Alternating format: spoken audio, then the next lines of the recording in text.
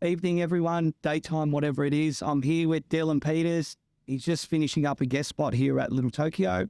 So I thought prime time to sit him down and sort of get some info on his career. Amazing young artist with a already powerful career right now, but a huge one ahead. So we'll find out what makes him tick and go from there. Mate, it's been really cool. I was like excited when you were like wanted to come and do a guest spot here because obviously, you know, known you for quite a while and followed your work and, you know, you've supported us in the art shows we've done here. So I'm wrapped, like, you know, you're one of the younger guys pushing tattooing really hard. You've already got your own style going on. So let's maybe try and go back to the beginning and sort of what was the first memories of like tattoos that you ever saw? Man, I remember being into it like when I was really young, like being like 6, 7 years old. Like that's when it first started kind of like coming over me. Wasn't until like around high school when people started telling me not to go into it, you know, not to do it. That's when I really started to want to do it. And yeah, I guess like just like always seeing people with tattoos and stuff like that was probably like, I guess that's what. Any family members have tattoos or uncles or a local footy coach? Man, like one of the hardest things about me getting into this industry was I knew no one. None of my mates had any tattoos. Like, my family had any tattoos, like nothing. But like fresh, like no way to get. The family's thinking, what's wrong with our son? What have we done wrong? They came around to it. I think after they realized that's the only thing I actually wanted, then that's when they started to actually be like, you know what, you actually like it. Then. My dad actually bought me a tattoo machine when I was like 16, I think. Oh, go dad. Yeah. Well, I had to ask him for it, but it was one of those like old like eBay kits, you know, like. Amazing. Amazing. That's cool. Like, you know, when I started tattooing, eBay didn't exist and you couldn't, you know, get a machine for love or money. So the entry level now is a lot more easier and open. And, you know, for as many people that have started that way, there would be 10,000 failures. And I'm glad you're one of the ones that made it because you're kicking. Season crazy and now you get like exact replicas of like the real machines on totally everywhere now, and everyone's got a machine before they even start. So they're all worth. So you obviously knew of eBay. Like, were you buying tattoo magazines? Like looking at websites? Yeah. Was Instagram around then? No, it wasn't. So like I was probably just before Instagram started. Yeah, like I guess I was buying like magazines. Miami Ink, the TV show. That was like I had the whole box set of stuff. Yeah, so I used to buy the magazines, Miami Ink. And I just started like drawing and stuff. But another thing that got me into it was when I was in high school, we had a Japanese teacher, and I was in class and we had to do like an assignment on Japanese culture, but you could choose whatever you wanted. And this is before I knew much about tattoo. I just chose to do like the Yakuza. So that's when I started like looking at like these bodysuits and stuff, and that would really spark my attention sort of thing. So I ended up just doing an assignment on all the bodysuits. So that was like, that's what kind of got me into the Japanese style of tattoos. I started to like veer off traditional Japanese a little bit at the moment, but you got your own unique flavor. That's where my passion lies, is with like traditional Japanese. How did the art teacher feel about? I failed every single every subject. Like, he was pretty cool to be fair. Like, I couldn't remember if I got good marks. But it wasn't really about what I was supposed to do. But what was like the first tattoo shop you remember walking into or going to visit, or because you've got this interest, you're buying the mags, you got Miami Ink, like, you know, the first shop was there. Where'd you grow up? What suburb? What area? I've lived all around Sydney, but like, and I lived in Melbourne when I was a kid as well. Cool. Majority of my time was spent around Inner West. So as the first studio I went into, I reckon I went to every single tattoo studio in Sydney. Also in like a 6-month period. Right after high school. I'm seeing fun to have a look for my portfolio to bring it to you, so you could cool. Like, because they were just but you know, it's fair play for doing it. Like, you know, I've worked at studios in the past where younger tattooers would come in and the owner or another artist would just slaughter the poor person, you know, and there's really no need for it.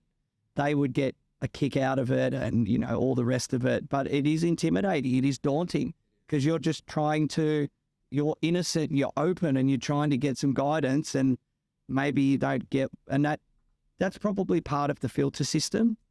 Of whether you're going to make it or not. Because if you can't take someone saying, mate, that's shit, you know, you're not going to be able to get through tattooing anyway. That's the first step. Just being able to like get tattoo artists and stuff like that. That's all. He helped. I went to every single tattoo shop on King Street. I went to a few in the city as well. I just like pretty much just went into every single shop, and I got mixed. They're all bad reviews, but like mixed levels of niceness, I guess you could say.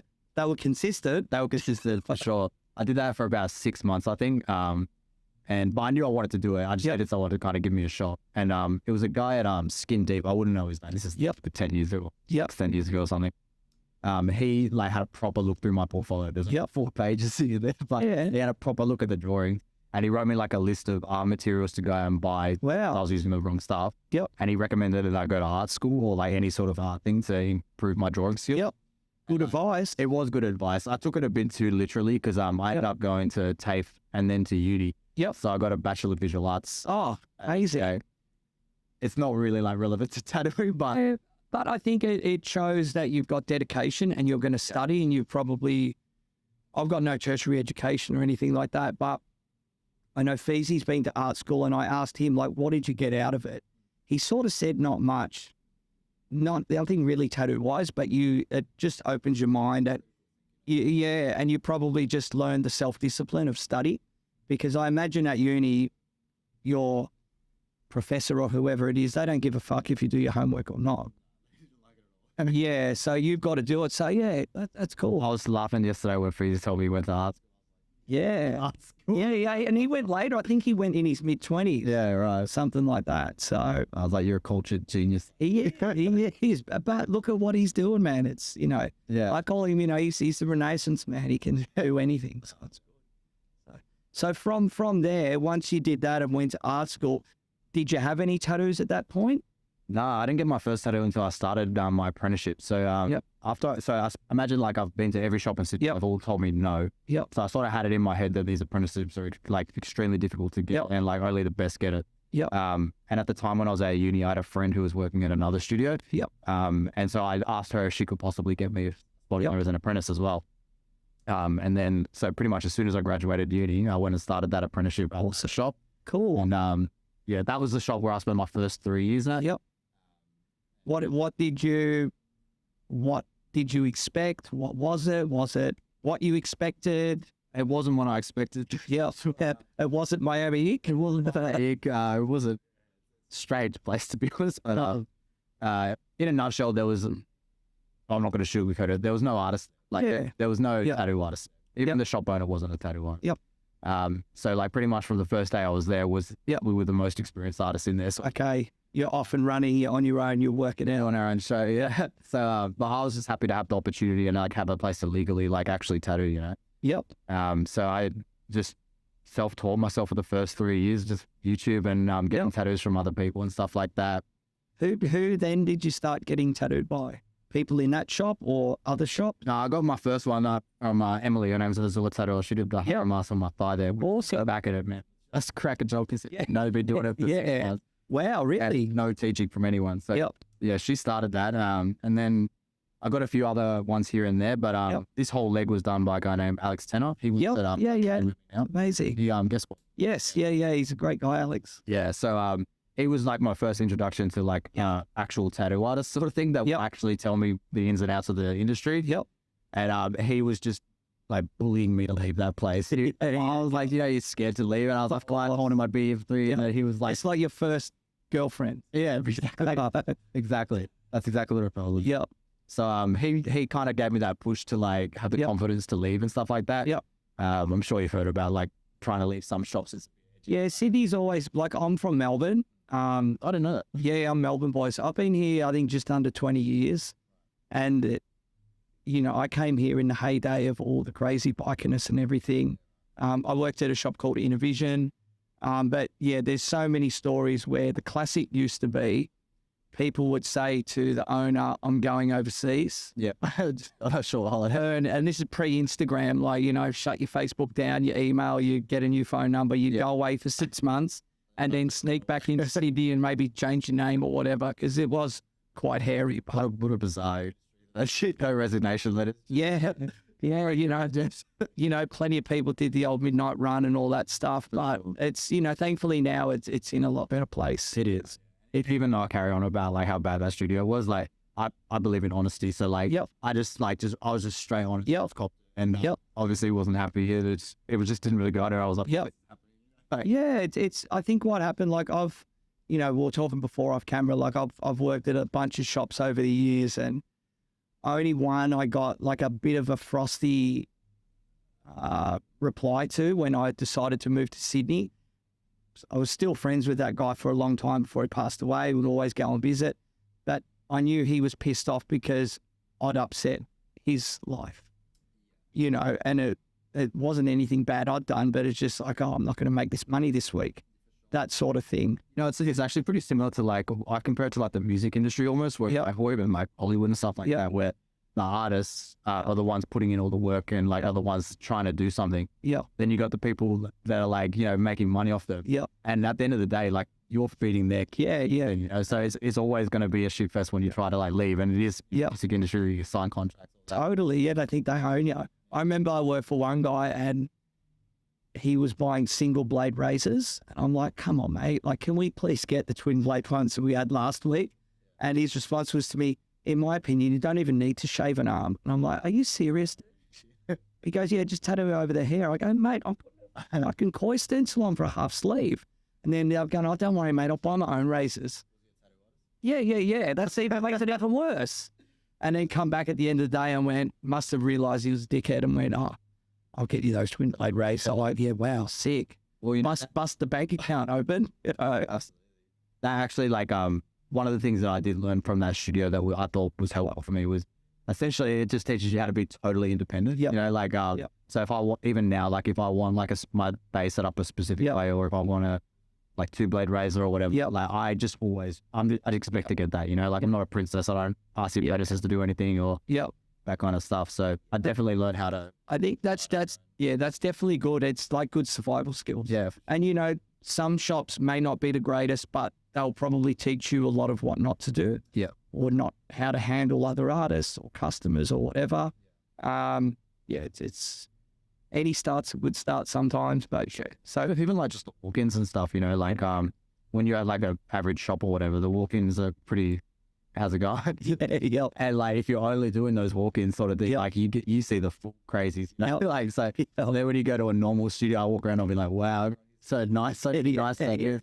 Yeah, you learn how to deal with everyone. Yeah. Everyone from like, it's interesting. It's good. But that's part of the skills as well. Like you learn to talk in those situations where I think maybe some people that have come through more of a polished apprenticeship and they might graduate quite quickly to a style. You got the headphones on, all that. You've really learned no communication skills. And, I've seen it here in other studios where people will just melt down under the most minute situation where they feel out of their comfort zone. I'm like, what are you freaking out for? Yeah, sure. Also just like being able to, I guess that's how I got it, like more confidence to go and guest spot and stuff as well. Because you have to be able to like get your own clients. Like, and so like you ask about like how that style develops. I guess like that comes out of necessity because if you're doing just like whatever at a whatever studio, you essentially. You're nothing really special. So from where you did your apprenticeship, where did you go to next? So I did say that I was just honest and I just left, but I had a little bit of help in that. COVID just started. Oh, okay. Right as COVID was popping off, I was finishing up my 3rd year there, which like I said was the minimum. Yes, that you would do. Yeah. So at that time, like I packed up all my stuff. Took it home because everyone was sort of doing. Yeah, nice. So then had a break. Yeah, pretty much. And then I was in the safety of my home. I called him and I was like, coming back when if we ever back. Yeah, totally anymore. Before you left that, were you already starting to develop a bit of a style? I think so. Like a little bit. Like I'd say not the whole red and black freehand and stuff that I've been doing lately, but I was doing a lot of Japanese stuff. To be honest, like those first 3 years of tattooing was really for me just trying to get the hang of it, Most of my tattoos were like on people from Gumtree, like offering cheap rates and stuff. Totally. But no, I hadn't started developing the style yet. I think shortly after COVID, or even during COVID, I think I had a meeting with my boss Alan and Jason at Black Shade, and I pretty much told them the situation with the old boss and stuff, and they're like, just come, like, so Yeah, awesome. And then a couple months into working there, I was just experimenting with like different ways to do Japanese stuff. I always looked up to artists like I don't know if you know Akos Tattoo and that's like where they would not rely so heavily on big backgrounds, like, Oriental style has a lot of details and stuff. If you can draw something that's just like a flash piece almost based on your own style, that looks super important because like, if you can do that, like you can then like, do whatever you want.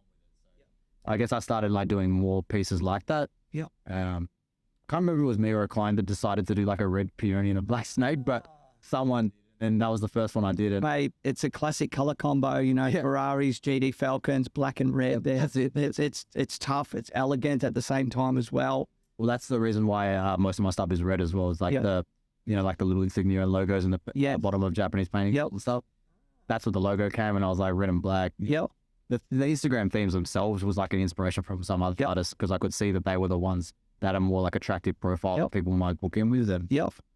And then one day Alan just walked over and saw me doing this red and black snake, and he actually said, he's like, I feel like this is probably going to be your style, man. Like this is the best. Picked it. So, people picked it. Shout out to Alan. Well done. Good eye. And then so since that one, I started doing a few more. I had another good client of mine. Her name is Cassie. She saw that and then wanted to get a symmetrical one on both sides. And at the time, I was only like tattooed. I consider myself only tattooed for like 1 year at that point, because the first 3 were like a write-on. But she really pushed me to do that. And once I got those ones up, I saw how good it was, and I was getting a lot of good responses and stuff. So DM after DM. And then all of a sudden now it's just black. It's phenomenal. So pretty much you would have had like about a good year before the second lockdown. It all gets me good years, right? I'm trying to, I did. I tended to like escape the lockdowns to the state. Oh, amazing. Where did you go in the second one?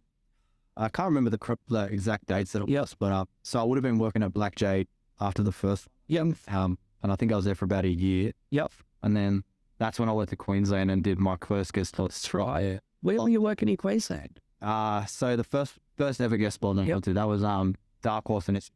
In Gold Coast, Churn Park. Is it? I think, or Labrador. Labrador. Yes. The owner of their spot is absolutely legend. That was like the best first guest spot you could ever. Awesome. It was so cool. And that I honestly just, even though the boys at the studio hadn't really done much guest spotting, like I really just went out there and just imagined what it'd be like being a guest artist. Did you escape before the border closed, or did you sneak over? I went out there with all this camping equipment, expecting to go all the way along the coast of South Wales and like camp and draw and just have a full spiritual journey. And then we got those crazy floods. I don't know if you remember the floods. So I spent half the time just like hiding in my car after the rain. And then the border things happened, so I had to rush across the border. So I was getting pushed around by it. But Queensland was way less strict than New South Wales was at the time. I don't remember even any rules up there, actually. I don't think I had to wear a mask or anything. It's kind of the Texas area. It's pretty behind, which is amazing. Sydney was too. So I started at Dark Horse, and then we moved on to a place called Black Market Tattoo. Oh, That's the one. Ravina, they got another one in Nobbies as well. Yeah, they are. I don't know if that was around when I started. I think it might have only been the first one. I'm not sure. But the guy there, Hans, I think he was the owner there as well. And I think those were the only 2 in Gold Coast I went to. And then I went to Brisbane and worked at Shinko. I think. Awesome. Yes. Brian Brian. That's an amazing. That was really cool. Had a really good experience. Hey, you had a great lockdown. Half your life, like, I think a lot of people, if anything like that's ever on the horizon again, it's just get straight out of Dodge, at the first hint of it. So imagine all that time then, you're developing your style, you're doing artwork on the road. That was your plan, getting inspiration from other studios, other artists, all that sort of stuff.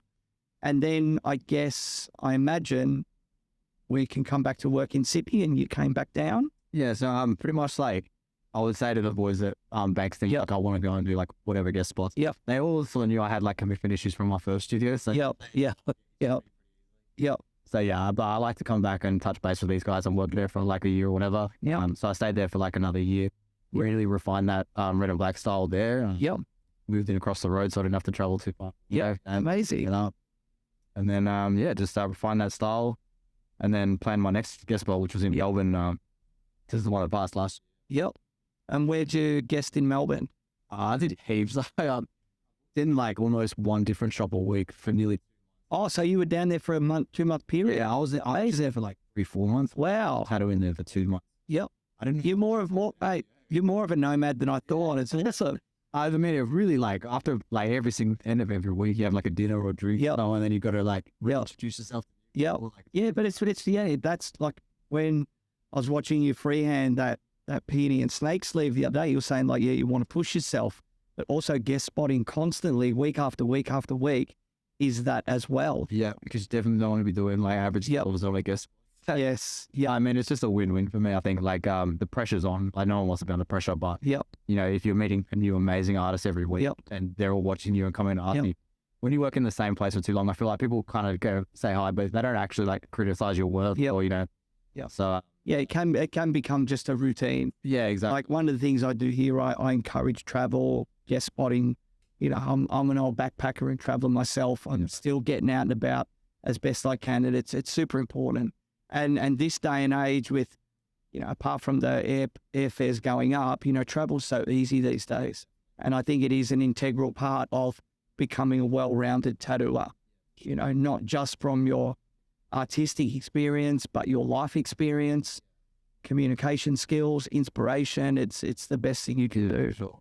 And Instagram plays a big role in that, I think, as well. Like I'm grateful that I got into a era of tattooing where I can just promote myself in another state before I you know, run the promotion, get my clients booked in. So if I don't book anyone, I just don't go. There you go. Yeah. Totally. Back in like when you would have started tattooing, you want a guest spot, you kind of have to rely on it.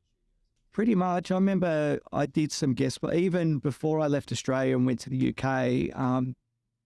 Bev Robertson, an old legend, Cindy Ray, she wrote letters to my mate Lal Hardy and a few other studios in England saying, hey, my mate's coming over. If he gets to you, I'll vouch for him.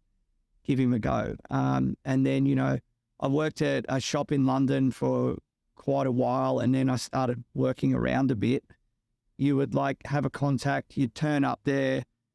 That guy would literally call your ex-boss in front of you and just get the go-ahead, make sure you hadn't stolen from him, because they're like, what's this little Aussie dude doing in Gibraltar when he's, you know, been working in London? That's a bit sus. So and just call up and check you out on the spot. I just can't believe that even still happens. Like sometimes you still hear like people go just try to do a guess what, you get like a the possibility like that. Yeah, it's, you know, like, man, Sydney's no longer in a biker war. It's in an advertising war, and it's just in a war of amazing tattoo artists. But you can't control the market. You can't control what people want. Pressure's good. Competition is good. Like Surrey Hills now is a melting pot. You know, in this building alone, there'd be 25 artists easy between here and Hibernia. Tattoo Rosie's around the corner, Kean's around the corner, Illustrated Man. Then you got Haymarket, you got Gummy Shop, you got Lighthouse on Oxford Street as well. Like, there'd have to be 150 tattoo artists in Surrey Hills, you know, and majority of them are in private studios. So people, exactly. But if you're good, and also if you're good with people and you're good with your online communication skills, you know, you got nothing to worry about, you know. Plus, like you can see from overseas as well, like if you're worried about like the competition, I feel like you're either doing a style that a lot of other people are already doing and it might be like a trend sort of thing. Or like you're just sticking to like the guns and just dying with the whole technology. You can't, man. Like I've been fortunate to see, you know, I've been tattooing over 30 years, right? And I've seen the transition from this stuff on the wall to when photocopiers came in and a stencil machine and then a computer. And a lot of guys from this era didn't want to adapt to custom work or appointment only because it meant more homework, you know, and they're just used to sitting down every day. Oh yeah, that one, 120. Oh yeah, I want that on my leg. No, mate, that's for your arm. You know, like, yeah, but fair play, they're still around. But I kind of believe now, like, you know, as the individual artist rises and you build your own personal brand, like, which is the ultimate goal, because then you don't have to rely on a shop or anything like that. You can go anywhere, but I got sidetracked somewhere. It'll come back to me. I'm gonna. Yeah, go for it. Like in terms of like, I I guess the artist, like the homework and stuff like that, and like the competition, all that kind of stuff. Yep. When I was just having lunch before over here, and I was sitting out on that balcony eating like tofu sandwiches, my soy flour wife from the night. My era be like, you fucking fag, you know, leave that shit for. Man, I'm a vegan soldier. Yeah, brilliant. Yeah, I was vegan for a long time. I reckon I'm a swinger. Yeah. I'm a swinging vegetarian. Yeah, me too. Nice. I was on the balcony and I was just like enjoying this nice fancy. Yeah. Looking at, I don't even know who the artist was, but there was a guy doing graffiti down there. Yep. And like I was just sitting here, just like, man, finally it's good to see people that actually just enjoy doing art. Like, Yeah. Up in Durham, having a yeah. The boys down there love it. Yeah. Yeah. Like I haven't seen it. I mean, I have, but most tattoo artists these days, and myself included, like, it's hard to even get a painting a year out of them. You know what I mean? Like, not many people these days actually want to sink their teeth into it and appreciate the history and the culture and the art form. You know, it just becomes about money. And of course, that's why I love when I come into this place. Like, this is like so inspiring. I actually appreciate culture and actually likes tattooing. It's like, well, people. You tattoo artists that actually like tattooing. Well, I think I remember what I was going to talk about, like the changes in tattooing, but I'll come back to that one. Like, this is the crazy changes in tattooing, right? So from Melbourne growing up, there's no bikers, no one cares, anything like that. Then I went and worked overseas for years, worked on the Gold Coast for 3 years, come down here, worked at Tattoo Dharma, that got firebombed, went my own way, eventually did my own shop and everything. But up until I didn't actually open my first proper shop until I was like 39 years of age, right? And 38, 39. And basically up until then, I'd thought I'm never going to own a studio. Reason why? I'm not going to sell my soul to a club.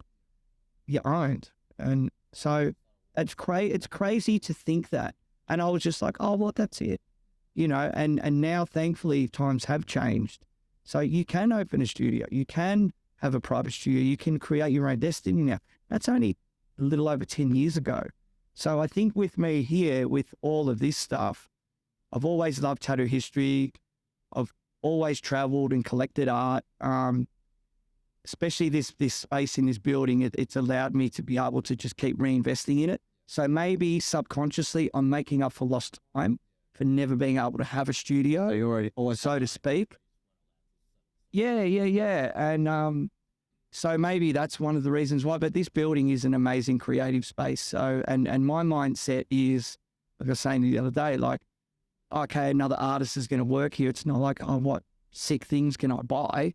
It's like, oh, how can I reinvest it in the shop and make it better, make it a better experience? This is a once in a lifetime deal for me. You know, one day this building's going to get demolished and that's it then. You can never create it. So it looks like it's been here for at least 50. Yeah. Oh, it looks like a real piece of it. Yeah. Yeah, it's good. So back to before. So yeah, the changes in tattooing, like went from this to custom work. Then probably the next big change, like I worked at Innovision for 5 years.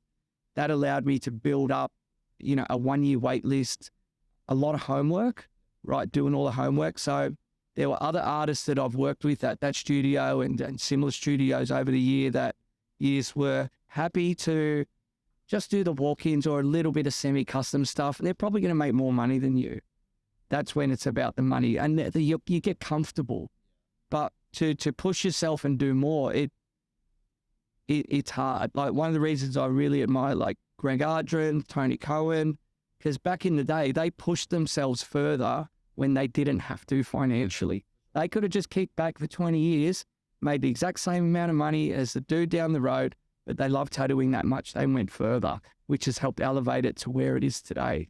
I think then the next big changes that came in were things like pre-made needles. Like I made my own needles for 15 or more years. You know, you've been tattooing for, I think 33 years now. So I'm 49 or 50 this year. Alex was telling me the other day we're on a beer and he's like, oh, Riz been tattooing since before. Yeah, it's crazy. Yeah, it's great. I was 16 in a tattoo shop, and I look back and I go, I'm like, I don't have kids, but I'm like, man, if I had kids, I should have let me be in that environment at that age. But you know, thankfully, I've had a good enough head to, you know, avoid the pitfall sort of thing, and it's been good. So yes, I'm excited where tattooing's going. So then pre-made needles, pre-mixed inks. When I I worked with Keen for real for 5 years at Innovision. Like Cliff, our old boss, wouldn't even let us have ink bottles on the shelf with a label on it. Like so paranoid about a customer seeing, and Icon was one of the biggest supply companies in the world back then. So you had to strip everything or put sticky tape over it because of just the fear of people getting into the industry. We're now, now it's open slather. And then now the next big change, apart from all that, is obviously the licensing system in Sydney, which has allowed people to open shops. What's your opinion on that? Like the city tattoo license? Oh, it is what it is. Like I've definitely benefited from it by being able to open a studio. Not the owner's operating license, like just the fact that we have to have tattoo license. It like a good thing or a bad thing? I just look at places like Melbourne without it and see how many artists are there. Do you think is that because there's no tape around? No, I don't know. I don't know. Like for me, like I look at it from a different point of view. One of my best mates owns a massive tow truck company.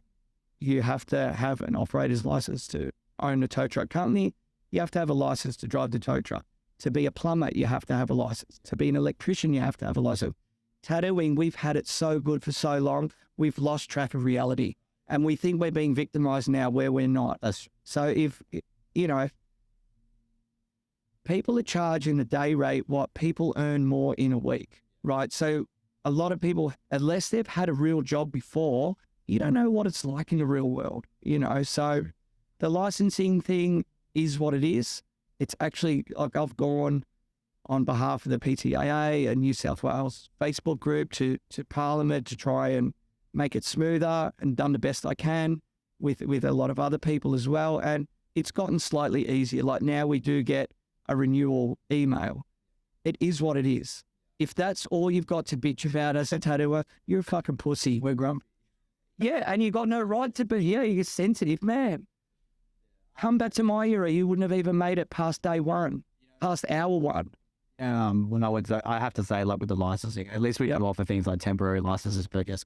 Sure, for sure. Yeah, I just remember it having very little to do with actual safety measures.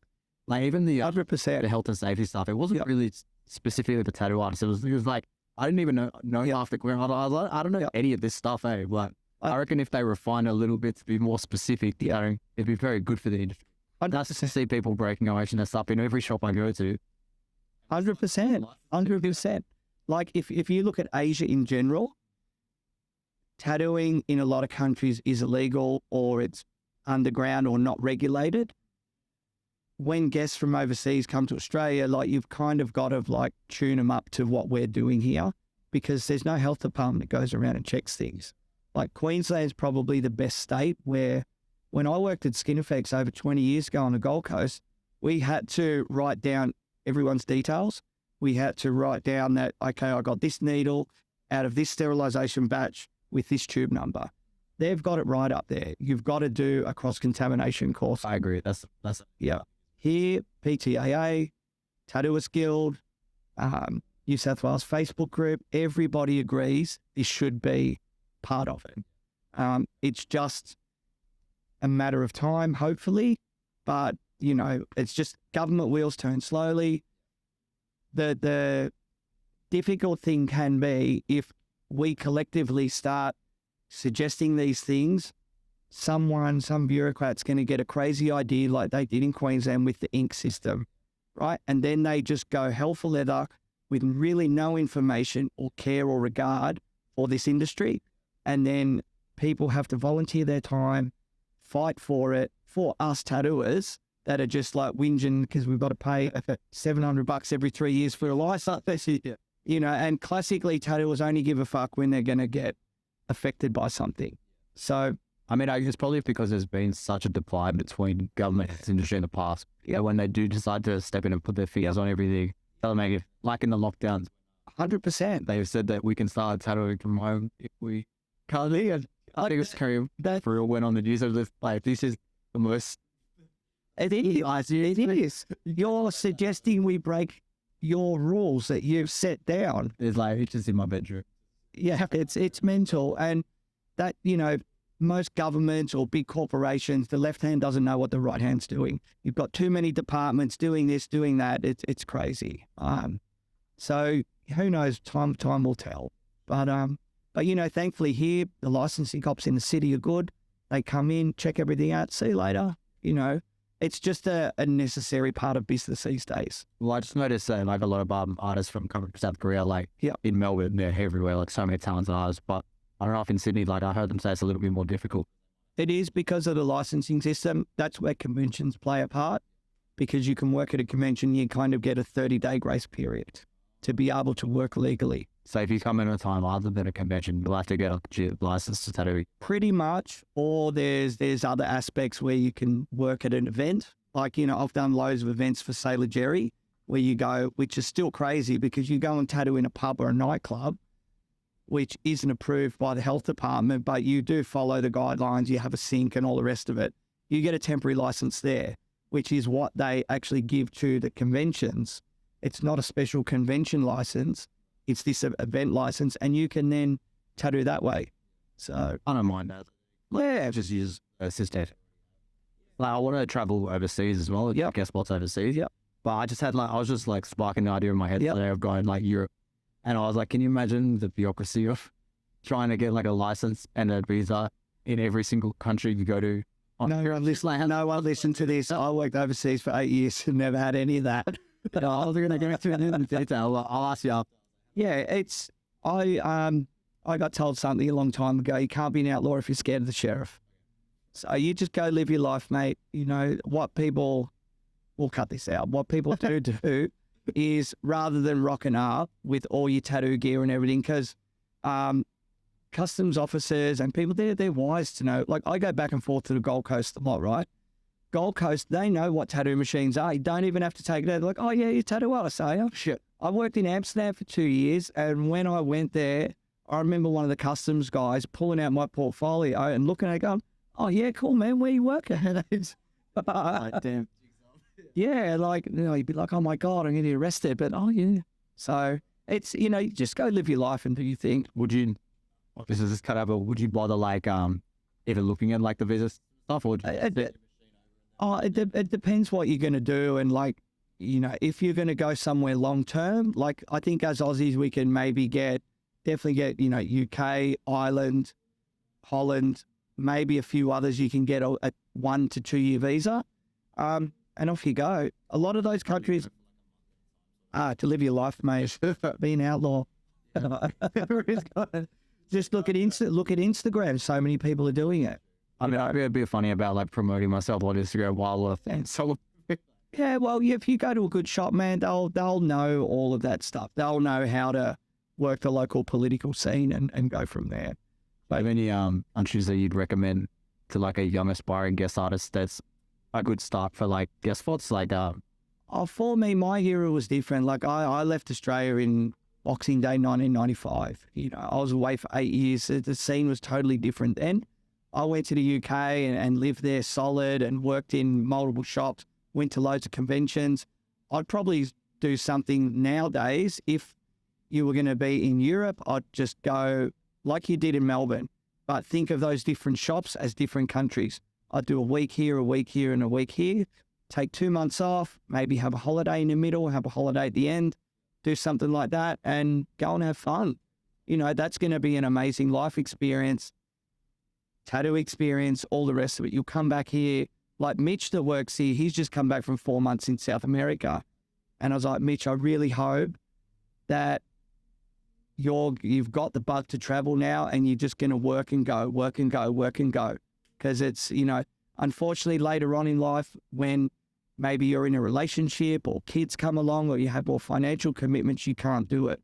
So now's the time in life to do it. And the world's opened up again. So, you know, and you've got the power. You've already got a good following, a unique style. You're a good guy. You can talk. You're well-traveled throughout Australia. You're good to go. You know, go and take the next step to the next level. And you'll just come back a better person, you know, for it. And that's recontributing back to tattooing, back to your clients, back to the shops that you then go and work in, because you're going to then be inspiring those artists. Yeah, well, I was going to say, like, every time I come back from a guest spot, yeah, I have like every time I was like, how yeah, artists, yeah, artists now, yeah, yeah, Yeah, it's exciting. Like me now as a shop owner, it's a bit hard to get away long term. Like pre-COVID that year, when Cole was working here, I think we went to about 6 conventions together overseas. That year, I think I was out of the country 14 times.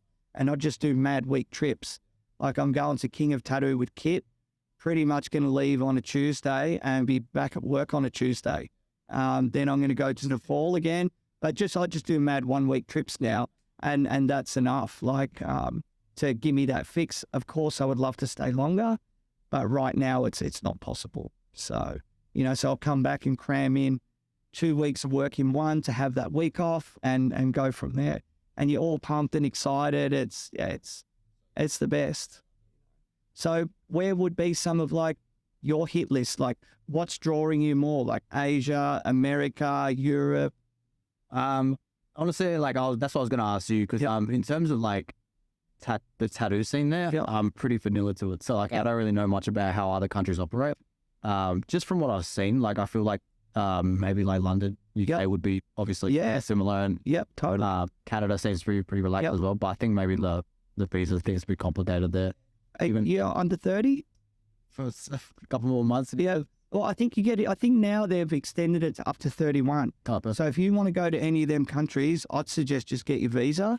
And then I'm pretty sure it's valid for at least a year before you start it and go from there. So at least then you've got it in your back pocket. If you want to use it, you can go. Right. So it doesn't actually have to be approved. You just have to apply for it and then you can go. You'll apply, they'll approve it, but it won't. Say you get a 2-year visa to work in London, it's not going to start that 2 years until you land there. That could be 6 months' time. Right, so you can get out of the way and go when you want. So you've just got it there, like getting pre-approved from a home loan or something like that.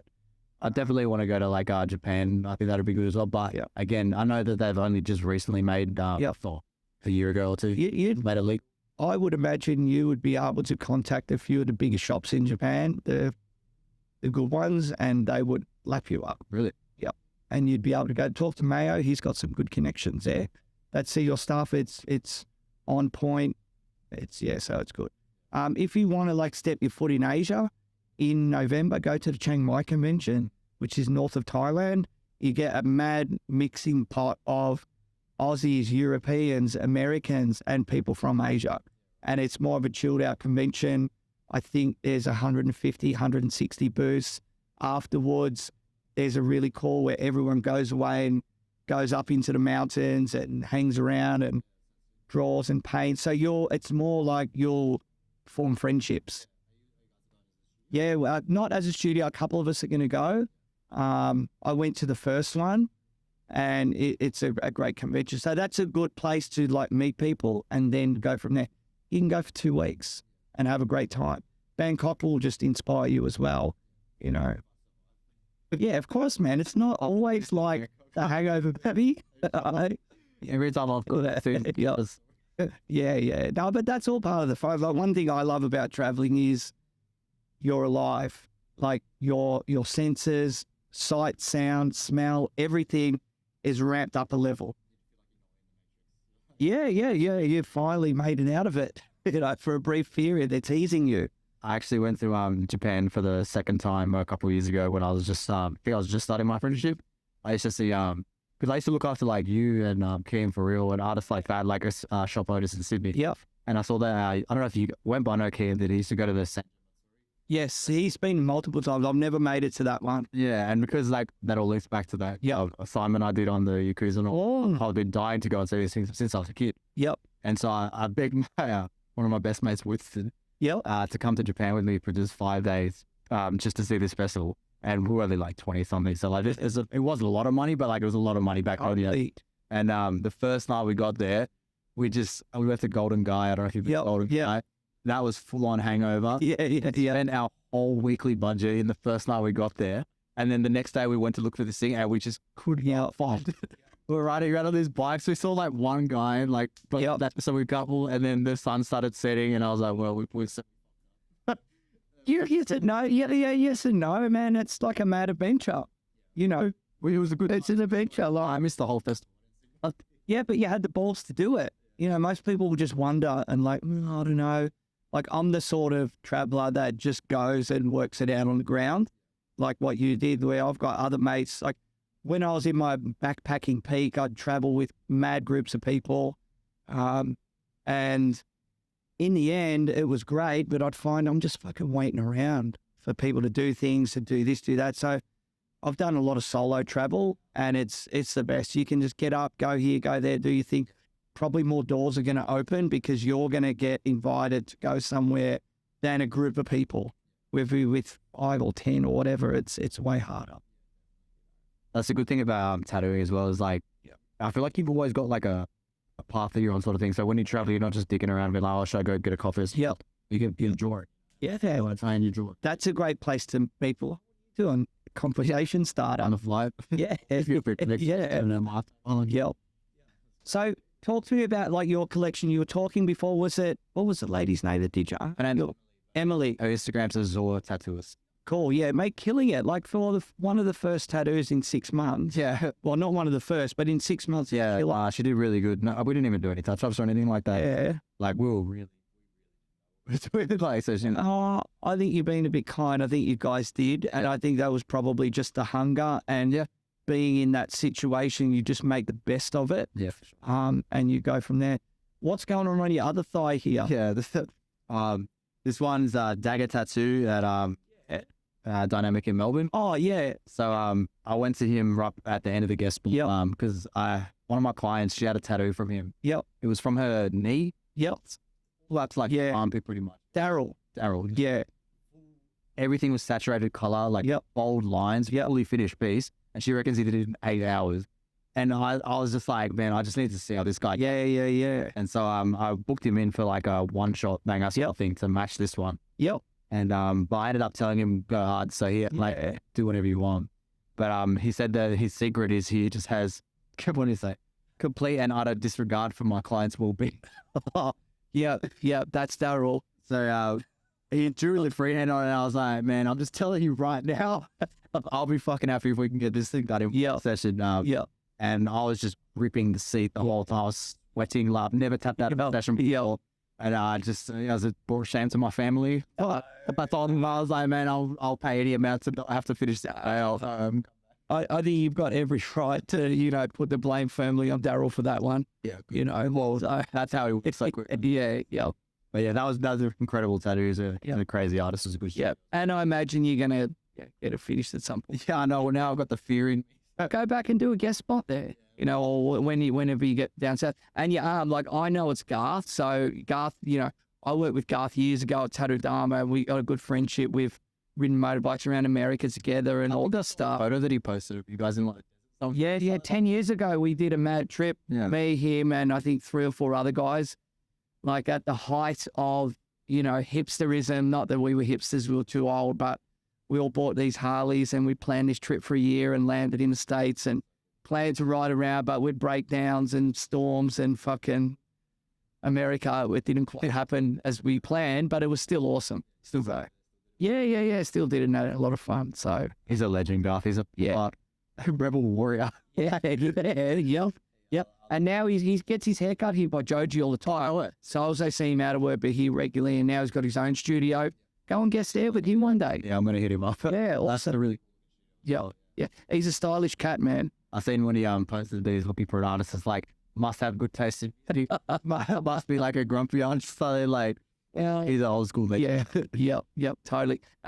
You obviously got your arm done when he was still at Lighthouse? Yes. So he was upstairs in the lockbot version of Lighthouse. Yep.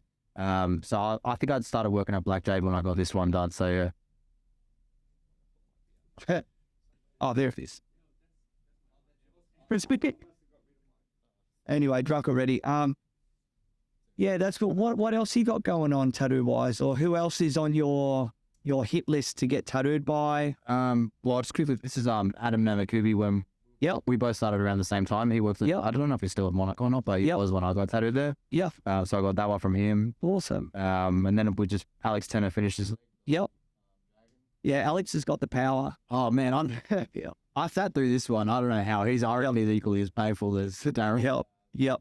So I got that, and this is Maverick. Yeah. Progression in Adelaide. Did you go to Adelaide? I did, yeah. So this was another one. I flew there for this, and I was in a lot of pain for this one as well. Yeah. But I was able to sit through that one. Yeah. Him and Daryl, that like, there's no smoke breaks, no lunch break. They just don't stop tattooing. I was like, come on, man. Yeah. So from those experiences, like, has that taught you how, or guided your way, how you treat your clients? Yeah, definitely. Yeah. They say get a tattoo from a tattoo artist that's been tattooed in the last 6 months. Yeah. When you do get tattooed, you're definitely kinder.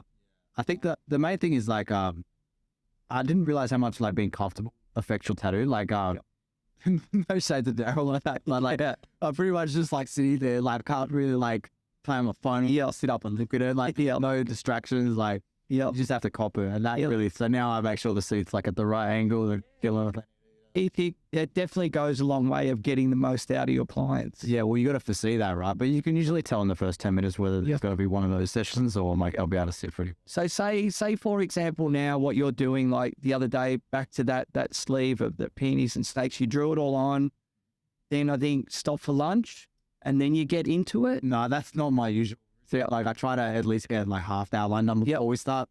I guess it depends. So that's what happened with Daryl's one. We did all the freehand. Yep. And then we had our lunch break before we even started. And then it was just 4 hours straight outline. So I try to not like have my break before we start the tab, but sometimes like with a big sleeve or something, it's kind of hard to get that freehand done. Are you drawing everything on these days? Not everything. Like the reason I do so much freehand is there's a few reasons, but one of them is like there's a few artists I look up to where their workload they just get so many tattoos done, and I feel like every time you do a tattoo, you get a little bit more experience. There's a guy named Kano, probably knows his name. Kato is overseeing artist. And Shwed Tattoo from Russia. Man, like I think he's from Russia. They just pump out so much work, and I want to be able to get into a workflow where I can just show up to work. Meet my clients, see what they like, and like do it all in the moment rather than like sitting at home on my iPad. It just doesn't feel as like rewarding, you know. So that's where the freehand stuff comes. Amazing. And just being able to push yourself to do more, I guess, you know, because if you're always relying on the iPad, the day it dies or your channel's not working or whatever you fight. So you feel the pressure? I personally would. Yeah, like definitely when I was first starting, and you still do. I mean, I wouldn't do something that I think there's a chance that it'll just be terrible and I'll want to do it. I remember I did this is when I was at the first studio I was working at. I did a full freehand leg sleeve for a mate of a mate. And we spent a solid like 6 hours drawing this thing on. And I took a look back and I was just like, I can't tattoo this like random. But it was already too late to start it. But I was like, man, worst case, I think you're going to appreciate the honesty. At least you like not going to tattoo a shit tattoo on them, you know? So that's the pressure in my head, is just that they already sort of know what your work's going to look like once you freehand it. You can see it on the page. Like most of the time they're sending me pieces that were a freehand piece. So there's no like real risk to it. It's like it's going to be either as good as that or like different, you know? I've had like, say for example, even like a koi, like there's the koi that people might see in your Instagram or your website or whatever, and they send that as references. I could be wrong, but I imagine people would be sending you a lot of references of your own stuff. I've recently come to a point in my career where people are sending your own work. You'd like to think a lot, but when you first started, you get references from all these other artists sort of thing. Sometimes even people in the same shop as but now they're pretty much just sending me the tattoos I've already done, so it starts to go from that. I was actually talking to Feezy about that, where like you get a little bit boxed in. Where if people keep sending you work that you've already done and then you're open to new ideas, even if you are freehanding and you still can't push it, you can only make so many details to still satisfy the client. Feezy and I are both sort of trying to do the same thing at the moment after working in Melbourne, because they're a little bit, not to say they're more progressive, but well, I imagine you're referring to like Capital, Mayo, Ganji, like freehand masters, and they're also masters of artwork outside of tattooing. And I think that is, like you touched on before, a lot of tattooers will attain a certain level of success, notoriety, you're booked up, and then you just sort of forget about your external projects, which is super important. And I think that's where you and for whatever reason, it could be kids, it could be who knows, but I think that is an important part of continuing to progress. And if you really study it, like obviously I love tattoo history, but you can study now what success leaves clues, right? And you can work it out and follow it as a guideline or a blueprint, and you're going to reap the. You can see how much I wish there was an easier secret than what it is, but every time I've met someone that I'd love to ask, how do they do this? The truth is they're spending 20 hours a day pouring and tattooing. There's no work around it. Yeah. They just exist. And I, like I said before, I'm guilty as well. Like, I wish I could do, I can do it. I wish I'd get to, I wish I went home and just paint all night. You know? But sometimes after the end of the day, I've been doing my artwork all day. It's hard to want to do like another 8 hours of painting. But I know that if you sink your teeth into that, you'll rip. And that's all, back to the self-discipline. And these days, we're inundated with so many distractions, like just wants to kill your time and eat it up. And that's good. It's good to hear, like, you've worked that out as a young tattooer, and it is cool. And of course. And there's all, like, I know myself, like I've just pulled some paintings out recently because we've got this art show next week, and I go through bursts of creativity and productivity, and then I'll stagnate. Life gets in the way, whatever. But my goal is for the future is to just maintain, at least do something once a week external for fun, even if it is me just drawing a design that is not within the guidelines of what a client wants. Have you been? I haven't been painting, but I just pulled out a bunch. Mate, lockdown I did so much. But I've finally now got this studio to a place where we've got an amazing manager Monday to Friday. I'm literally now splitting my time between here and the Gold Coast. So I've got separation from the shop. Otherwise, I live around the corner and I'm here 7 days a week. So it's not healthy. Sometimes it's a necessity. But now I've got a drawing room up there. I'm doing my artwork. I'm like, I remember who this guy is. I missed it. And I'm having more fun. I'm having more fun here, and I can see that I'm excited to see where I'm going to be in 3 months, 6 months, a year, and I'm going to do everything within my power not to lose that, and go from there. But over the years, all that extra work does pay off. You sort of see like a trend with like artists once they get to a very like notorious level of tattooing or whatever, that they take a bit of a break and then they get really into their paintings. And like that's when they really start to take off. Like Mike Dorsey, stuff like that. That's the. But I don't know how. I can only imagine how much that guy pays. I'm pretty sure he goes to. He is, mate. He's a freak. I went to one of the like a convention in Nepal called Nepal Inc, and it was kind of essentially like an artist retreat. It was me. I had Super Tong on this side that does a Chiang Mai convention, and we worked together years ago at Innovision. He was one of the kings of Sydney for a long time, and then Mike was on the other side, and I was like, oh my God. Wonder what this guy's going to be like, going to be so daunted. But he was the most down-to-earth guy. What do you mean by an artist retreat? Oh, well, more like where it's not like a typical convention. It was on the side of a hill in Nepal, in the mountains. There was a temple down the road. We were tattooing out of like canvas tents. There's like fire twirlers at night, people burning incense, getting stoned, like more of everyone's eating together at the same time. In this, actually, it was in a monastery thing, so we're eating together, breakfast, lunch, and dinner. Really built a community spirit, without getting too hippie. But it was good, just unconventional convention. And Mike's next to us. I think he did a couple of tattoos, just painted, but he was genuinely interested in you, in what you were doing. I think we bonded because we're from a similar generation, have come through that era, know a lot of people together, and he was just there with his wife, just phenomenal. But he just paints non-stop. He'll wake up, I think he said he has about 25 cups of coffee a day and cigarettes. Like a machine. I know. Every time he's out for smoking or something like that, I look at all the legends and just think they're just sitting there all day, puff air, so he's having a coffee. Maybe that's the creative secret. Whatever it takes. Yeah. And you do sacrifice for your art, so one way or another. Yeah. But he's like phenomenal. And I think, I think you can, I think Yoshi right now is in that stage of pushing his painting and getting a real lot of good traction, and maybe his ultimate goal is to paint more than tattoo. And tattooing's in a point now where you can do whatever you want. you're not like yourself. You're not confined to the structures of one studio. You can go and guest. You can go to Queensland for months. You can go to Melbourne for months. And in all honesty, it's the first time I've heard of someone going to Melbourne for however long you went and doing week after week after week. Fucking awesome. You know, I hope whoever sees it, go and do it as well. Yeah, I know. I mean, I kind of like, when I did it, I was just like, I can't believe that like more people haven't really figured this out, you know, like, but like I said, it is exhausting. Yep. And I'm not much of a like social person to begin with, so you have to be able to put yourself out there and speak to new people and stuff.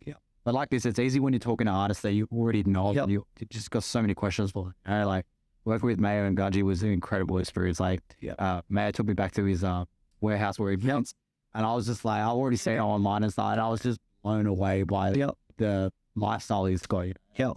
Yeah, it was just really. He's 24/7. Yeah, you know, there's and that is one of the actual keys as well to getting to where you want to go. And like, only just this year I've started working 4 days a week. Until then, it's been 5, 6, whatever. And you know, I used to try and rationalize it or look at it mathematically and go, well, if you're only working 3 days a week or 4 days a week in a 2-year time period, me doing 5 or 6, I'm going to do 3 years worth of tattooing compared to you. But I come from that old school mindset, and I'm doing my best to adjust and change with things and not get stuck in that box. And I can already see the 4 days is going to be beneficial. 4 days seems a bit the sweet spot. I feel like especially if you're single and you have to clean on your own laundry and shit like that, you need 1 day to just do all that stuff. I spend 1 full day drawing. And then 4 days a week. And then I get like 1 day off to do it. Yeah, 4 days is a bit of a sweet spot. Yeah, it's good. What's like a general work week for you? Like, are you doing 1 a day, 2 a day, 3? Like, what do you strive to do? As in like full days versus half days? Yeah. Or let's say like a regular week for you, or your ideal week. Let's say your ideal week of where you're aiming at getting. Like for me, for example, I'm still doing 2 every day. Sometimes I do 3, but I think from next year when I open my books again, I'm going to try and do 1 a day. What makes you want to do more than 1 a day? Like, I feel like that. I'm just conditioned. I'm conditioned into doing that. Like, is it split into like 2 4-hour sessions? Yeah, I'll do like a 3 or a 4. I have an hour break, but I'll generally run over. And because a lot of my clients are long term, they might even turn up early. You've built a rapport and a friendship, and it just rolls from there. Or, you know, owning a shop, there's stuff you got to deal with in the middle. So that hour that you had set aside for lunch no longer exists. You can't just do like one client and send them off. I want to do that, but I've just been conditioned from so many years of tattooing. I come from the origins of custom tattooing and appointment only tattooing, which no one is going to get a full day back then. So it was always like 3 hours, and then 2 hours at the end of the day. When I worked at Innovision, we didn't even have lunch breaks. We couldn't even have holidays when someone else was having a holiday. Yeah. And that was like the first shoot I worked at as well. Like if there was one artist leaving, then you're staying. Yep. So that's where it's changed. I don't know how these clients do a full day after having my last few tattoos. I'm grateful they do. Yep. But to answer your question, for like a perfect week for me would be like 4 days a week. I'm actually starting to enjoy working week. I always work weekends. Like I've always worked Saturday and Sunday.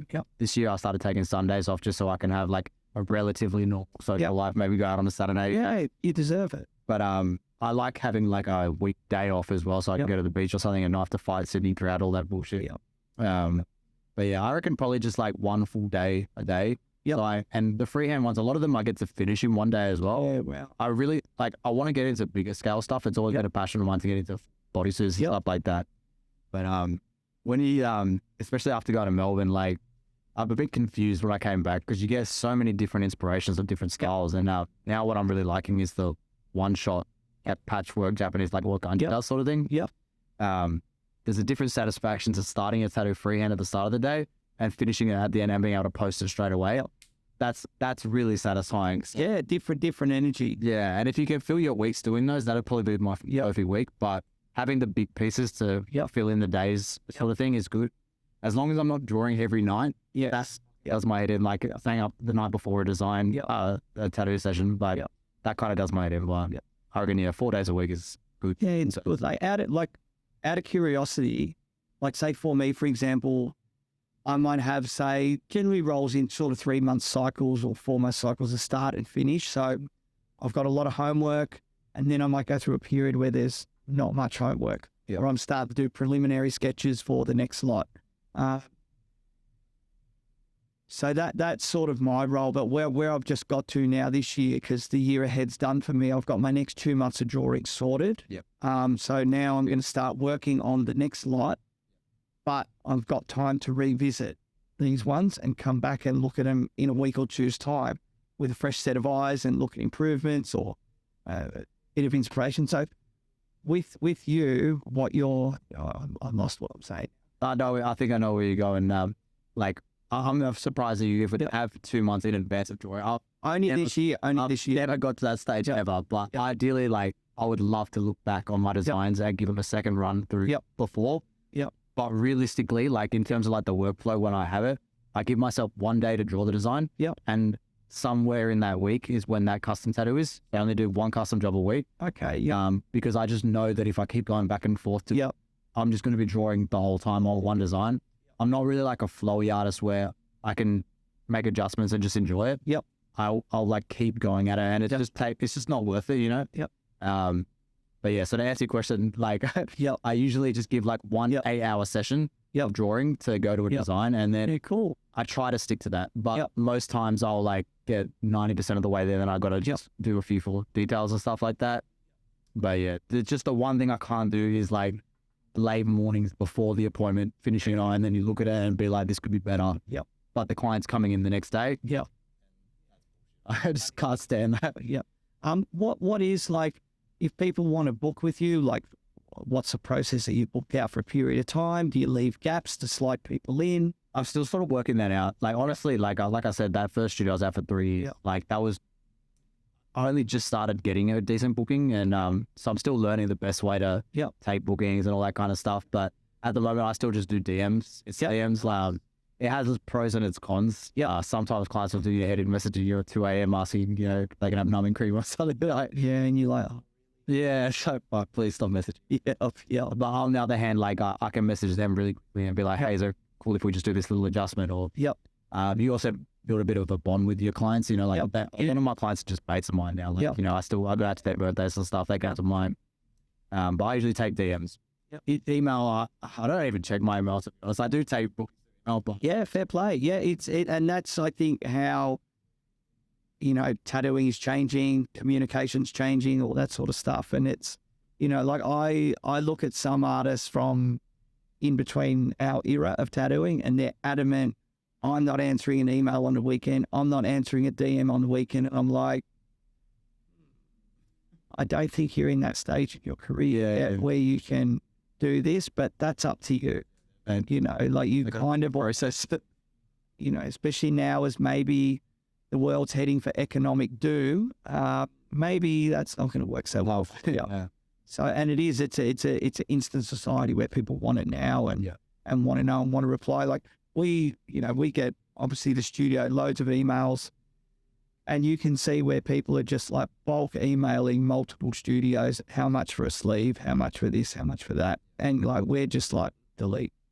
I find that if a client's messaging the shop instead of the individual artist, they've already put in enough effort to research what they actually want, sort of thing, so it's going to be trouble. I find most time when they're actually DMing on Instagram, they already have done their research, they already know what they want, and they really just ask when they can get in, so that's good. Common questions. And it's, I say to some people here, when we get tattooed by our heroes or other tattoo artists, it's I still love getting tattooed. I'm still pumped on it. I'm still nervous. I'm still love the end result. I don't like the process of the tattooing, but but you more as you get older. And but I get it. So when they're getting tattooed by us, it's the exact same thing. They respect us enough to get a tattoo from us forever. You got to be decent for sure. And communication is the initial stages of it. So definitely. And DM is probably one of the most mass communicated options in the world right now. So, and I try to only book myself 3 months in advance at the moment. I've found in the past where I book any longer, you're actually trapping yourself. Like, especially if I want to travel and stuff, like I don't want to stay in the same place for too long, you know. Yep. But it does get hard when you have a lot of unfinished pieces. Yep. And then you fuck off to Melbourne for like a couple months, and then you got to come back. Like your clients like start to like disappear a little. Yeah, you know, 3 months is not bad. Like it's still doable, and within the bounds of reality. It's not like you're taken off overseas for a couple of years. No, I agree. You know, what else, mate? Anything you want to ask me, or where we get to? Plans for the future? Like, where do you see it going? Like, maybe I'm getting the vibe of a bit of international travel. Questions for you. I honestly just have to. You got two then. All right. What was the most, like for me, like this interview? Yep. I would say this is like one of the moments in my career where like I'll look back and be like, this was like a significant like event for me. What would you say was like one of the most significant events in your tattoo history where you looked up at the gods and were like, I made it, you know, like. Without sounding like a wanker, probably a lot. But I remember coming back from overseas, traveling for a long time. I came back to Australia. I'm originally from Melbourne. My parents moved up to Queensland when I was like 18. I stayed in Melbourne because I was already tattooing and it would have been too hard. I got tattooed by a guy called Paul Braniff who ran Skin Effects. He's passed away now, but was the premier best black and grey portrait artist in Australia. Right. So I got tattooed by him in 95, and it was like a dream to work at this shop. So I came back from overseas and I went to Melbourne, went around to a few shops and got offered a job at one called Vic Market, run by a guy then called Colin Gower. And then I was on the Gold Coast seeing my parents, visiting them. And then I went and saw Paul, and he needed someone to do fill-in work, like, because it was a mad tourist era back then. Summertime's booming, winter's quiet. So I was like, oh, you know, it's a great opportunity in Melbourne, but this is way more of a dream to work at this shop than the one in Melbourne. And because I grew up in Melbourne, I had the mad travel bug from 8 years abroad. I wanted something new and different. So probably that was a big game changer for me, where I felt like I've attained a certain level, because to work for Paul, you had to be good. And was incredibly proud to work there. And like, you know, that was one of the big ones for me then in that era, and still today hold it like very high. Like you can still go on my bio in my website and I name it all. I name it there. Then probably another one was coming to Sydney and working at Innovision for Cliff. That's what set me up for this now. You know, Innovision then was, you had Innovision, probably Kaleidoscope, Illustrator Man, and Josh's old shop, Tattoo Dharma, the 4 best shops in town. You know, and I remember being so proud to work there. Where was Innovision? A few locations. I worked at it when it was on Crown Street. I had 2 locations there, one in a beautiful old terrace house, and then the second one he took over the Piercing Urge and then turned that into the Innovision. It's unfortunately not around anymore. No. Oh, it used to be opposite the Gaslight Hotel, right on the corner of Crown and Oxford Street. So it was ground zero for Party Central. We'd have mad Mardi Gras parties, watch the world go by on the balcony. But, you know, my time at Innovision, it had a reputation. Nathan Puada, one of the owners of Lighthouse, worked there. Josh Rowling, Megan Oliver that works here now worked there. It was the custom shop. So that was another one for me to work there, like feeling a little bit out of my depth.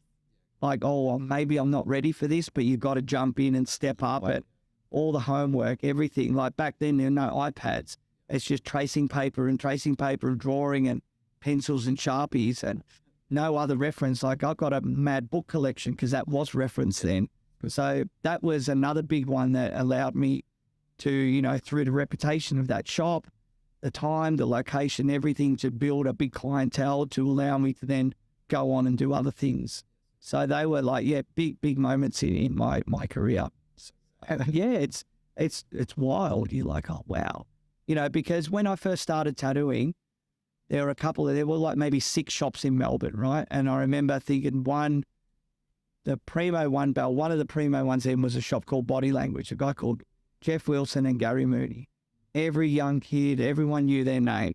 And I remember thinking, I wonder if one day someone will ever know my name. Yeah. And then it's quite weird, years later, Like the other day, I got stopped in the elevator in the apartments I live in, and the guy's like, "Oh man, you're Reese Gordon, aren't you?" I'm like, "Oh yeah, cool man. What's your name?" It's like, "Dewey, hey Dewey." He's like, "Yeah, I watched you on Bondi Inc." And I'm like, "Oh yeah, cool dude." It's actually, and it's yeah, I did a few cameo episodes. But yeah, it's mad how life goes, and you know, you're the same. People know who you are, and it can be quite daunting or like unrealistic, or how did that ever happen, and humbling and everything all at the same time. And it's a nice position to be in.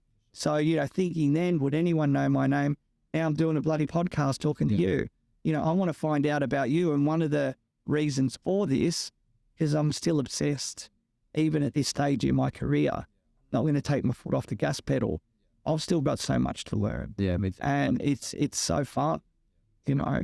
So yeah, but that answered it. Yeah, it does. It's funny how it all comes around. Like I remember coming to that Mayo show, and I can't remember the other one you did, just the other art show. Yeah, we did a mad one when we first took over that. Yes, yeah. And I remember like I think you pulled me aside and asked where I got this from, but I don't even think you knew that I was a tattoo artist. No, I didn't. I didn't. And then when we like, I don't know if you were with Mayo or not, but I walked away and I was like, you know, that was a Reese Gordon lift. It's called on my sleeve. Yeah. And then like obviously I'd like looked into Mayo's work because I was there, and then in the last 6 months, like Mayo's taken me back to his warehouse space where he creates. Now I'm on a podcast with you. Yep. You know, commenting on the tattoo that I chose to get. It's like, wow, this is all really coming together. You know what I mean? Like it's like everything that I've worked for. It's like started to come to.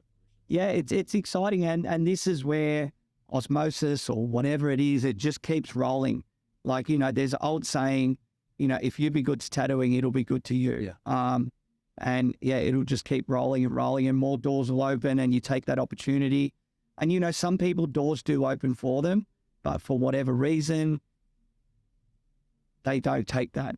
They don't take that entry, and you know, you're probably going to miss out on a lot of stuff. It could be anxiety, it could be, who knows. When you messaged me being like, do you want to go on a podcast, I read the message and I just was just like, but mate, you're stepped up to it. Like, no. If anyone that knows me, like, this is like the most uncomfortable thing. Yeah. But as soon as I read that, I was like, this is one of those things you have to do, and like I'm just gonna look back on it and be like, it is. And one of the things I like about it is, obviously for me, but for you and for everyone, it's going to be nice to look back in years to come. Yeah. Because it's like a proper visual snapshot of real time of where you were in your career, of where you were and all that stuff. Yep.